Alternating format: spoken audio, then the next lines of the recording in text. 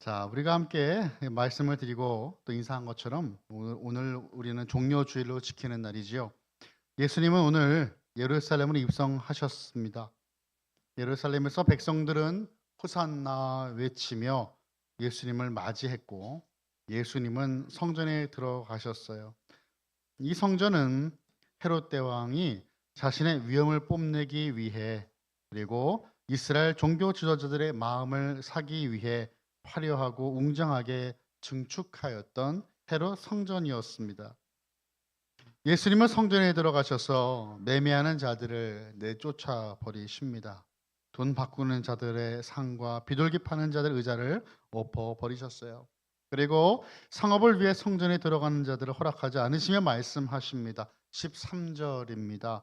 그들에게 이르시되 기록된 바 내 집은 기도하는 집이라 일컬음을 받으리라 하였거늘 너희는 강도의 소굴을 만드는도다 하시니라. 성전용 제물과 물건을 매매하는 장소는 원래 감람산에 있었습니다. 그런데 당시 대제사장 가야바는 성전 구역 안에 있었던 이방인의 뜰에 시장을 따로 연 겁니다. 그래서 감람산 시장과 경쟁을 벌였어요. 감람산에서도 성전 제사용 물건들을 팔았고 성전세로 바칠 반세기를 바꾸는 환전상도 있었습니다. 다른 것은 감람산은 사내들인에게 관리권이 있었지만 성전 구역 안에 있었던 시장은 대제사장의 직영 판매점이었습니다. 성전 제사를 위한 시장이 이미 있는데도 또 다른 시장을 만들었다라고 하는 것은 하나님을 더 잘 섬기려고 하는 의도가 아니라 자신들의 배를 불리려는 다른 의도가 있었음이 분명합니다. 대제사장을 포함한 성전 기득권층은 시중가보다 몇 배나 비싼 가격으로 폭리를 취했어요. 시장에서는 소, 양, 비둘기 등을 판매를 했죠. 그리고 성전세를 바꾸는 환전소도 있었습니다.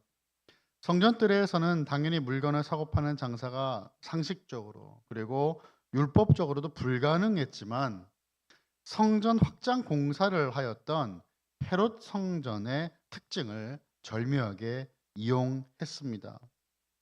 환전소와 시장을 통해서 벌어들인 돈이 엄청나자 이 대제사장은 자신의 권력을 이용하여 또 다른 시장을 성전 안에 연 거죠. 예루살렘 성전 뜰의 넓이는 14에이커, 18,000평 정도 되었어요. 이 뜰은 세 부분으로 나눠져 있는데 그 중에 하나가 이방 사람들을 위한 공간이었습니다. 대제사장들을 비롯한 이 성전 귀족들은 이 이방인들의 뜰을 시장으로 마켓으로 바꾸어 버렸어요. 하나님을 경외하며 하나님을 예배하기 원하는 이방인들의 예배 장소를 돈벌이 장소인 시장으로 바꾼 것입니다.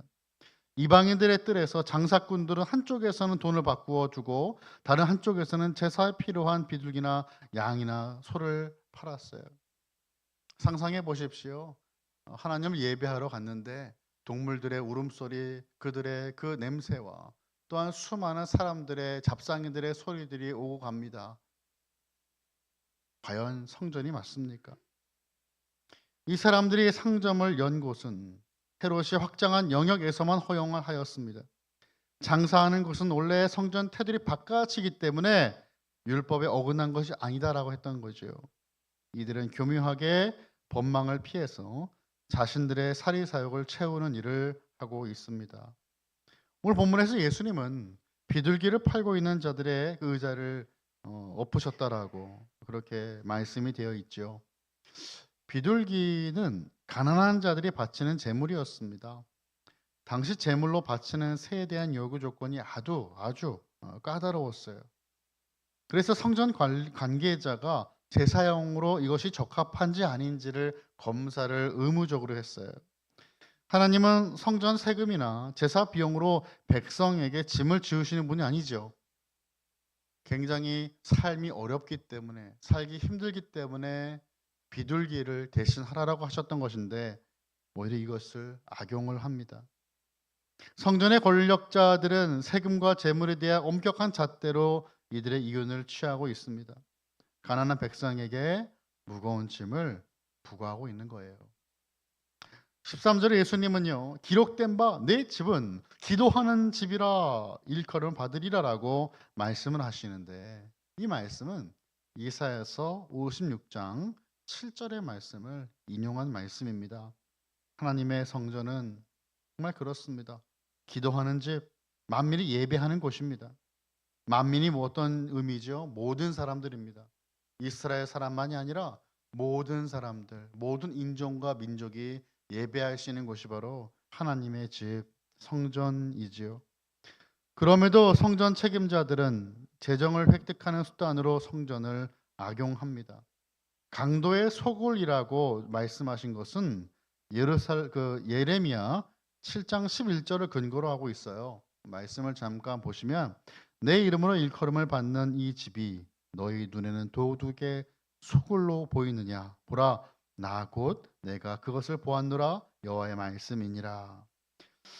예레미야 7장에서 예배하러 오는 자들은요, 자신들의 폭력성에도 불구하고 성전을 안전지대로 이용하는 사람들이었습니다.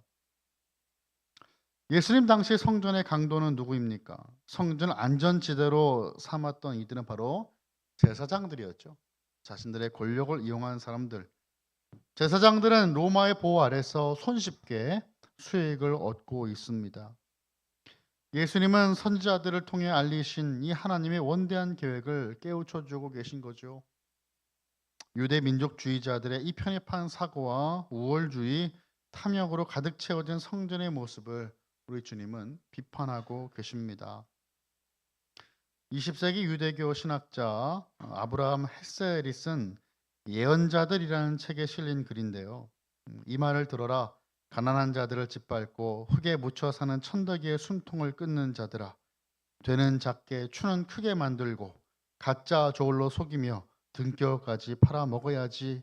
힘없는 자 빚돈에 종으로 삼고 미투리 한 켤레 값에 가난한 자 종으로 삼아야지라고 말하는 자들아.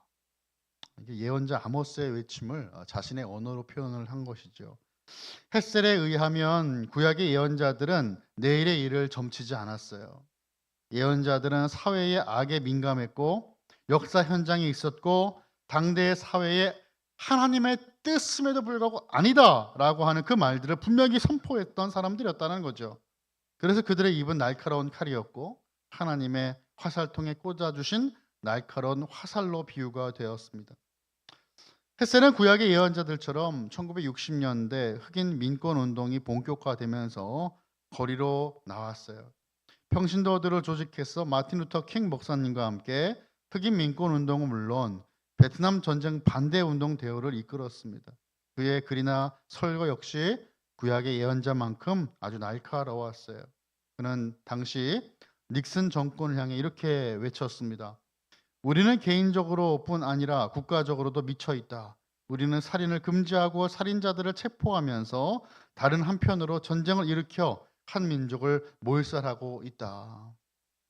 구약의 예언자들을 비롯한 예수님은 권력자들의 부정과 부패, 그들의 만행에 결코 침묵하지 않으셨습니다. 모든 권력은 하나님께로부터 온 것이다라고 하는 그 순리로 순응하며 조용히 살지 않고 정말 그것이 하나님의 뜻인가를 묻고 하나님의 말씀과 반대되는 모습을 보면 외쳤다라는 것이죠. 아닌 것은 아니다라고 말하는 그 삶이 하나님의 백성으로 살아가는 삶이고 성경이 우리에게 말씀하는 삶입니다. 14절과 15절을 함께 읽어보면 좋겠습니다. 14절 15절 시작. 맹인과 전원자들이 성전에서 예수께 나오매 고쳐주시니 대제사장들과 서기관들이 예수께서 하시는 이상한 일과 또 성전에서 소리질러 호산나 다윗의 자손이여 하는 어린이들을 보고 노하여 아멘. 성전 뜰에서 소동이 벌어진 후 바로 맹인과 전원자들이 치유받게 되는 그 사건이 나타납니다.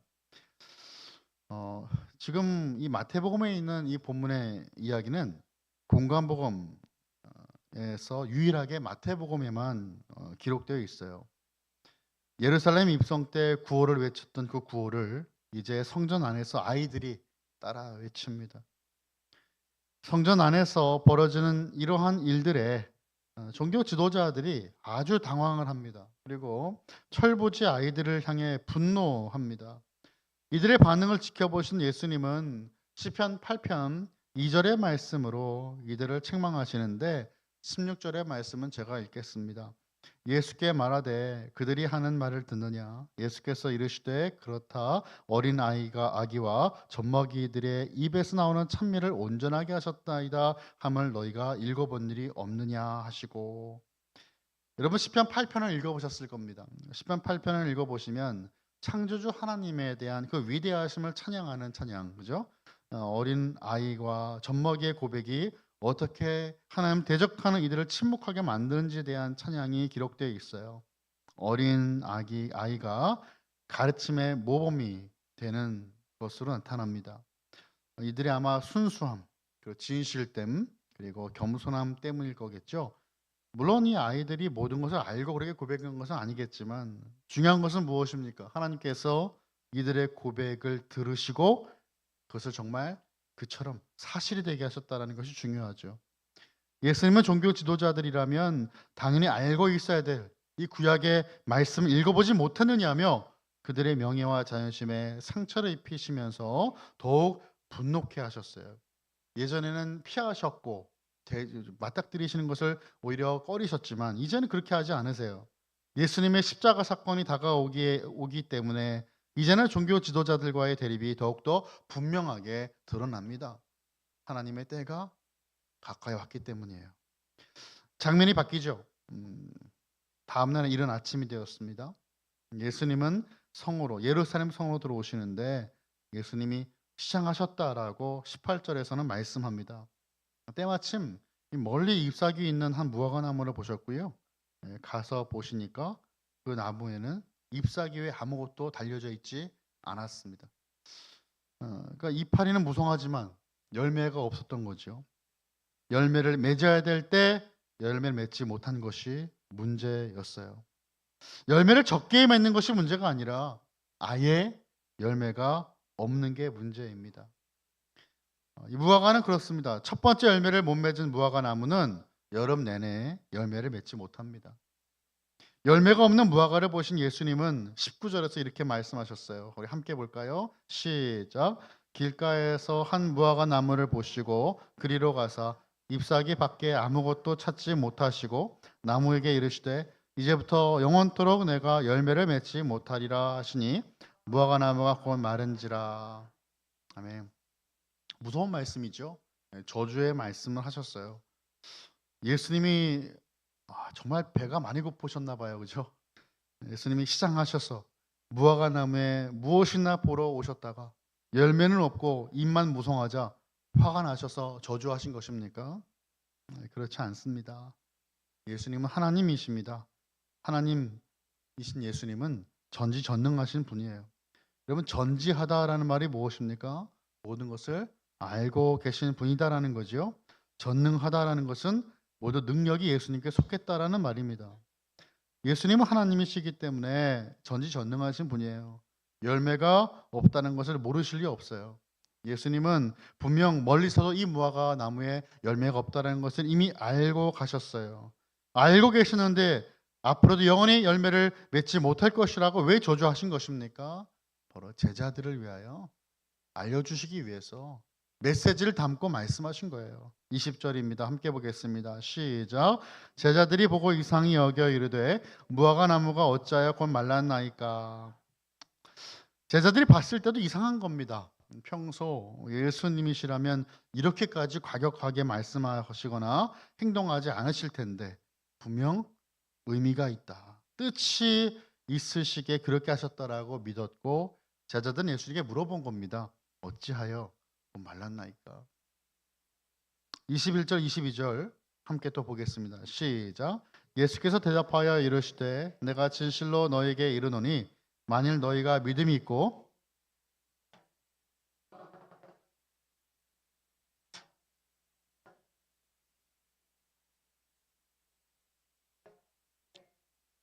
믿고 구하는 것은 다 받으리라 하시니라. 아멘. 예수님이 너무 배가 고프셔서 시장하셔서 홧김에 저주하신 것이 아니라 예수님은 이 열매 없는 무화과 나무를 통하여서 제자들에게 분명한 메시지를 전달하시는 것입니다. 그것은 이스라엘에게 임한 심판이었어요. 심판. 본문의 말씀, 예수님께서 너희가 믿음이 있고 의심하지 아니하면이라고 한 전제로 말씀하셨어요. 이 무화과 나무에게 된 이러한 일만 할 뿐 아니라 이 산더러 들려 바다에 던지리라 하여도 될 것이다라고 말씀하시는데, 여기서 말씀 이 산이라고 하는 것은 바로 성전이 있었던 산이죠. 시온산, 성전이 있었던 예루살렘 산입니다. 이미 예루살렘 그 산을 통하여서 하나님께서 원하시는 그 이스라엘에게 임하는 하나님의 심판을 주님께서 말씀하시고, 기도를 통하여서 하나님의 뜻이 이 땅 가운데 이루어지는 것을 제자들에게 말씀하시는 거예요. 마치 마법사처럼 막 믿습니다, 옮겨갈지어다 하면 산이 갑자기 막 들려져 갖고 바다로 떨어지는 그런 만화 같은 영상을 상상하셨다면, 여러분 그것은 말씀을 조금 더 집중해서 읽으셔야 됩니다. 그런 의미는 아니에요. 예수님께서 무화과 나무를 저주하신 행동은 이스라엘에 대한 심판의 예언의 말씀을 염두에 두고 하신 것이죠. 실제로 이 웅장을 뽐내던 헤롯 성전은 AD 70년에 로마 장군 티투스에 의해 돌 하나 남기지 않고 부서지고 말 것입니다. 결국 잎만 무성하고 열매 없는 무화과 나무는 이스라엘의 영적 상태를 상징적으로 보여준 것이었어요. 자, 그럼 우리는 오늘 말씀을 통해서 무엇을 적용할 수 있습니까? 예수님을 믿는 우리들의 삶에는 분명한 열매가 맺혀져야 되겠습니다. 하나님의 통치를 받고 하나님께 늘 순종의 삶을 살아가는 그 백성은 하나님 나라의 백성다운 믿음과 그에 합당한 삶의 열매가 맺혀져야 된다라고 하는 것이죠. 열매가 없다면 하나님의 심판을 피할 길이 없는 겁니다. 그런데 오늘 말씀과 요한복음 15장의 말씀을 보시면 우리에게 믿음이 있다면 말이죠, 열매가 없을 수 없다라는 것을 말씀하고 있어요. 열매는 내가 만들어내는 것이 아니기 때문이죠. 열매는 맺혀지는 것입니다. 내가 힘을 아주 세게 주면 열매가 이렇게 뽕뽕 튀어나오는 것이 아니에요. 열매는 맺혀지는 거예요. 예수님께 붙어 있다면 생기는 것이에요. 겉으로 보기에 아무리 우리가 열심히 있는 종교 생활을 하더라도 성령의 열매가 없다면 우리는 나의 믿음이 정말 예수님을 믿는 믿음인가를 돌아봐야 됩니다.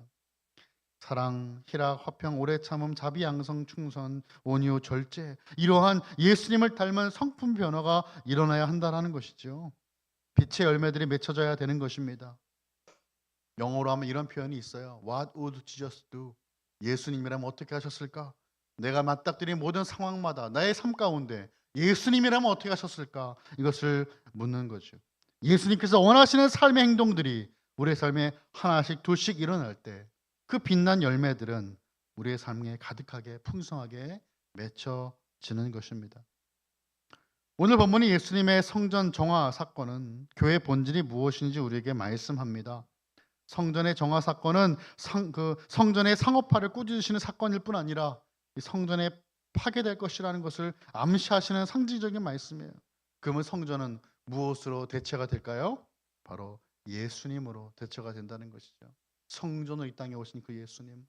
성전에 가야만 하나님께 예배드릴 수 있었는데 이제는 예수님을 통해 하나님께 나아갈 수 있게 되었다는 거예요.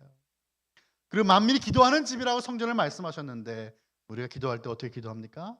예수님의 이름으로 기도합니다. 예수님 믿는 그 믿음의 공동체, 하나님께 나아갈 수 있는 기도의 공동체가 주님께서 회복하시는 놀라운 하나님의 성전이며 하나님 나라의 백성이라는 것을 믿는 저와 여러분 되시길 예수님 이름으로 축원합니다. 말씀을 정리합니다. 강도의 소굴로 변해버린 성전을 바라보면 우리는 우리 공동체가 하나님 보시기에 얼마나 정결하고 순결한지를 돌아봐야 되겠습니다. 주님의 피값으로 사신 이 교회는 어떠한 이유로도 순결을 이룰 수가 없습니다. 하나님의 집은 만민이 기도하는 집이에요. 하나님과 친밀한 대화 소통이 늘 끊이지 않을 때 교회는 비로소 세상의 단체나 집단과 구별되는 곳이 됩니다.